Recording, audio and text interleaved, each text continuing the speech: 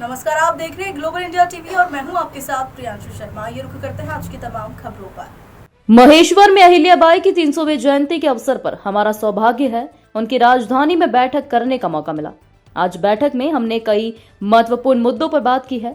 विशेष परिस्थितियों में हमारे मंत्रीगण अपने विभाग के कर्मचारियों के ट्रांसफर कर सकेंगे और प्रदेश में 17 स्थानों शराबबंदी सहित 17 शराब की दुकान दूसरे स्थान पर नहीं दी जाएगी और महिला सशक्तिकरण, गरीब महिला युवा को लाभ मिले। भोपाल में 180 करोड़ का एक और सेतु बनाने की सहमति मंत्रिमंडल में हुई है और मां अहिल्याबाई माता ने गरीब किसानों को कुएं से पानी लेकर प्रोत्साहित किया था। हमने भी 2 किसान को अस्थायी विद्युत कनेक्शन, 3 और 7.5 हॉर्स पावर पंप तक 10.5% राशि देंगे तो उनको पूरा पंप दिया जाएगा। उनकी बिजली सोलर पंप से फ्री हो जाएगी और कई महत्वपूर्ण निर्णय लिए गए। ग्लोबल इंडिया टीवी के लिए खरगोन बड़वानी से जिला ब्यूरो सुरेंद्र वर्मा की खास रिपोर्ट। राजधानी हम सबका सौभाग्य है, उनके 300वें जन्म शताब्दी के अवसर पर हमने पूरे वर्ष, जैसे आपकी जानकारी है कि पहले दशहरे के अवसर पर भी शस्त्र पूजन का कार्यक्रम इसी महेश्वर और इंदौर में किया गया था।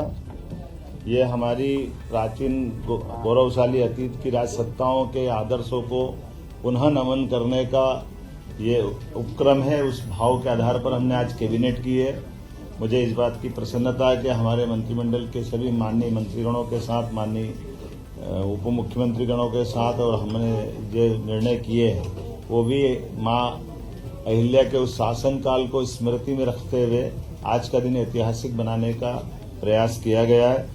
मुझे इस बात की प्रसन्नता है कि आज जब हम यहाँ अहिल्या माता की नगरी में आए तो सबसे पहले हम मां अहिल्या के उस किले में उनकी राजगद्दी को नमन करते हुए मां नर्मदा के पूजन आशीर्वाद के बाद मीटिंग में गए और खास करके दोनों पक्ष के, हमारे होलकर वंश के यहाँ के रिचर्ड साहब जो वर्तमान में राजगद्दी के उत्तराधिकारी हैं, और मां अहिल्या के मायका पक्ष से हमारे राम शिंदे जी जो चेयरमैन महाराष्ट्र लेजिस्लेटिव काउंसिल के भी माननीय अध्यक्ष हैं, वो हमारे बीच मौजूद हैं और मौजूद थे, जिनके आधार पर हमने अहिल्या माता के दोनों वंशों से जुड़कर के इस भावना को प्रकटीकरण किया है।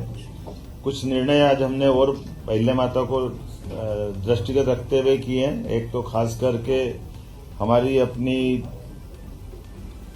सामाजिक समरसता की भावना का जो अहिल्या माता का भाव रहा है, इसी आधार पर डॉक्टर भीमराव सामाजिक विज्ञान विश्वविद्यालय को 25 करोड़ राशि देकर के हमने हमारी जो अंबेडकर विश्वविद्यालय महू में है, इसका विधि संकाय को और अन्य आधारभूत संरचनाओं के लिए ये राशि देने की घोषणा की है, जिस आधार पर हमारा अंबेडकर विश्वविद्यालय और अच्छा हो। आपकी सबकी जानकारी में रहेगा, डॉक्टर भीमराव अंबेडकर की जन्मस्थली महू है और हमारी सरकार, भारतीय जनता पार्टी की पूर्ववर्ती सरकारों ने ही उस स्थान को एक तरह से तीर्थ स्थल के रूप में विकसित किया।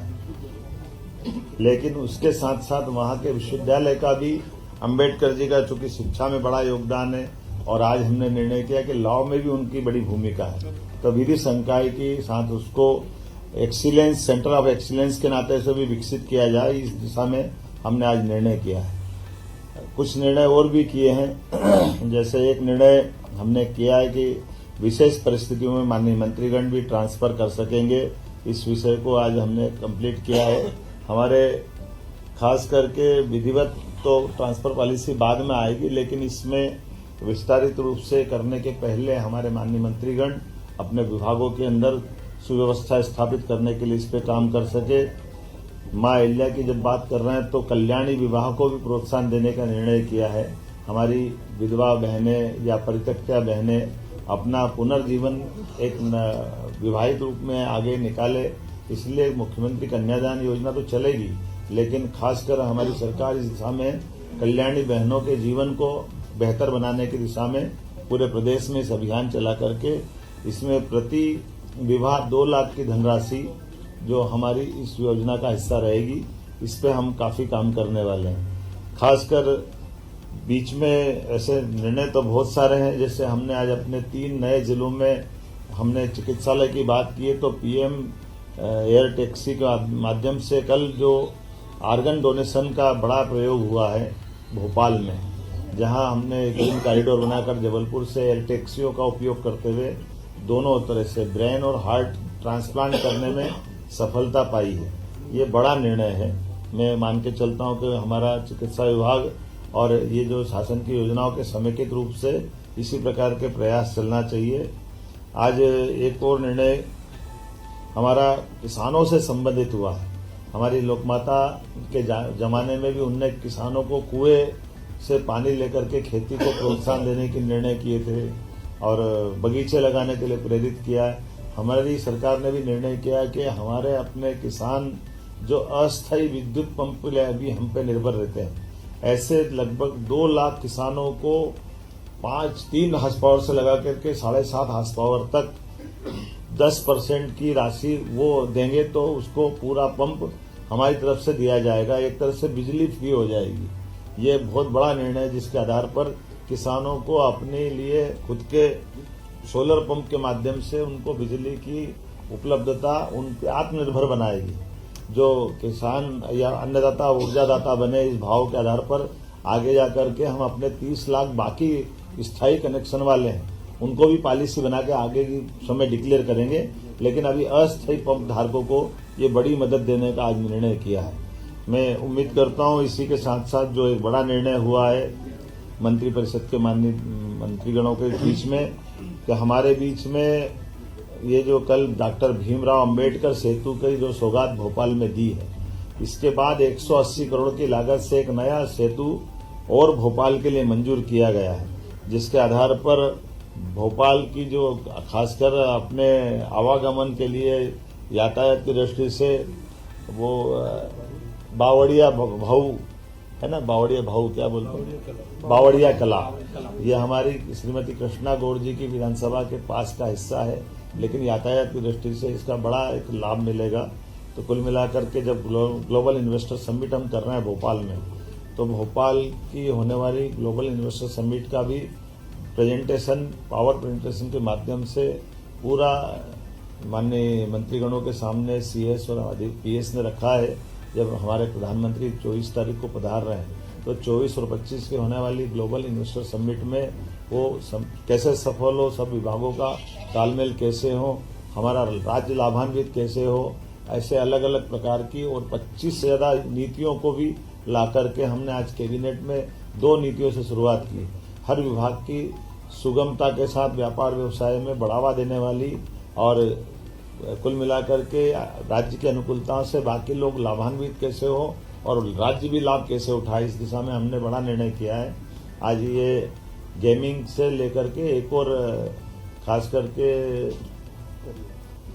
हाँ, और आखिरी एक बड़ी जिसके आपको सबको इंतजार है, हमने तय किया कि धीरे धीरे करके राज्य से आगे जाकर के शराबबंदी की तरफ राज्य बढ़े। उस सिलसिले में हमने नीतिगत निर्णय लिया कि पहले चरण में जो 17 हमारे अलग अलग प्रकार के नगर हैं, उन नगर से नगर पालिका, नगर परिषद, नगर पंचायत, इनके अंदर शराब की दुकानें बंद कराएंगे और इन दुकानों को दूसरी जगह शिफ्ट भी नहीं करेंगे। ये हमेशा के लिए बंद कराने का इसमें निर्णय किया है। इसमें 17 धार्मिक नगरों में से 1 नगर निगम है, 6 नगर पालिका है, 6 नगर परिषद है, 6 ग्राम पंचायत है।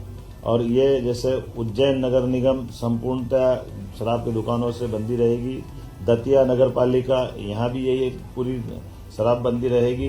पन्ना ये भी नगर पालिका है, नगर पालिका क्षेत्र में शराब की दुकानें बंद रहेगी। मंडला नगर पालिका, मुल्ताई नगर पालिका, मंदसौर पशुपतिनाथ की नगरी, ये भी इसी प्रकार से इनके साथ बंद रहेगी। मैहर की माताजी का नगर पालिका क्षेत्र ये शराब की दुकान से प्रतिबंधित रहेगा। ओंकारेश्वर की नगर परिषद, महेश्वर की नगर परिषद, मंडलेश्वर की नगर परिषद, ओरछा और चित्रकूट की नगर परिषद और अमरकंटक, खास करके चित्रकूट और अमरकंटक हम सब ध्यान दें इस मामले में। ये हमारी धार्मिक आस्था के वैसे सभी केंद्र हैं कि सभी नगर परिषदों में हमने शराब की इसी नीति के आधार पर दुकानें बंद करने का निर्णय किया है। हमारी नगर परिषद के बाद ग्राम पंचायत सलकनपुर, जहाँ सलकनपुर माता का मंदिर है, इस पंचायत से भी शराब की दुकानें बंद कराएंगे। बरमान कला ग्राम पंचायत, लिंगा ग्राम पंचायत, बरमान खुर्द ग्राम पंचायत, कुंडलपुर ग्राम पंचायत और बांदकपुर ग्राम पंचायत, ये ग्राम पंचायतों से भी हम शराब की दुकानें बंद करेंगे।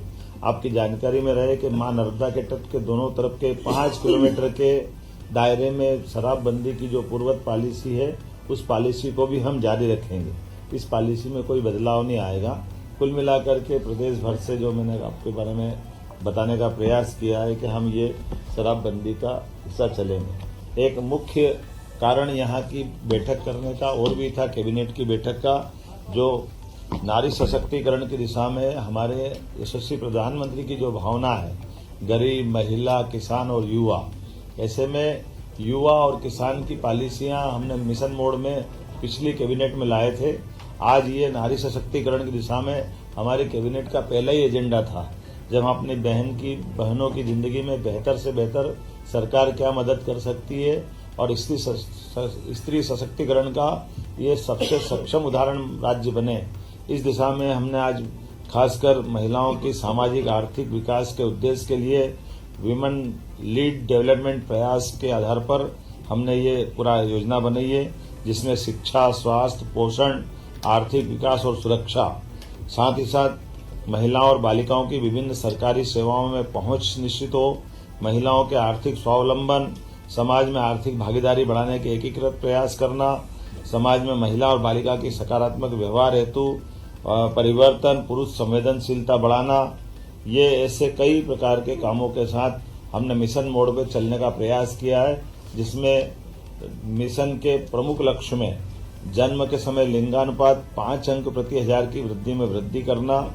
बालिकाओं की 10 और उससे अधिक वर्षों की स्कूली शिक्षा में 5% की वृद्धि करना, मातृ मृत्यु दर में 10 अंकों की कमी लाना, महिलाओं के विरुद्ध अपराध में 5 अंक की कमी लाना, बाल विवाह में 5% की कमी लाना, महिला श्रम भागीदारी 3% की कमी लाना और मिशन के प्रमुख घटक में स्वास्थ्य और पोषण, शिक्षा और जीवन कौशल, आर्थिक स्वावलंबन, सुरक्षा और संरक्षण, संवाद से व्यवहार परिवर्तन इत्यादि कई प्रकार के ये मिशन मोड के प्रमुख घटक हैं।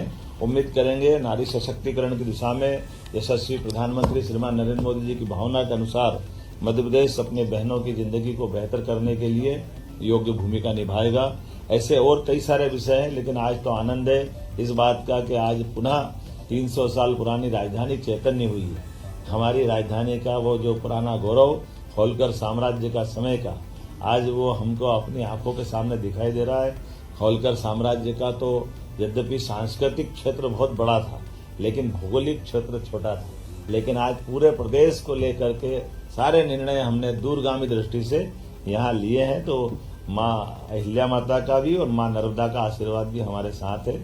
इस गौरवशाली क्षण में आप सब साक्षी बने। मैं प्रदेशवासियों को, देशवासियों को बधाई देना चाहूंगा, जिनके माध्यम से पूरा काम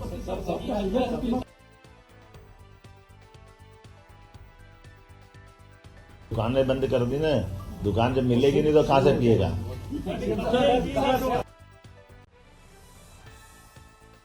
ये तो घोषित रूप से बोला हमने। आप प्रसाद ले जाओगे ना। देखो, परिसीमन आयोग हमारा काम कर रहा है। परिसीमन आयोग अपने भविष्य की दृष्टि से जिले, तहसील, संभाग और ग्राम पंचायत तक का विचार कर रहा है। तो वो परिसीमन आयोग की रिपोर्ट आने के बाद इस सब बारों में निर्णय इसी ये बजट सत्र के समापन के साथ, और हम उम्मीद करेंगे कि जहां जहां भी हमारी ये घटना, जहां शराबबंदी हो रही है, वहां की बहनों के और धार्मिक संगठन के, बड़े पैमाने पे सामाजिक संगठनों के सबके फोन, समाचार, इतनी उत्साह उमंग है कि ये हमारे लिए इस जो नीतिगत निर्णय हमने लिया है, हमको लगा कि ये निर्णय वाकई में बहुत जनता के दिलों को छूने वाला है।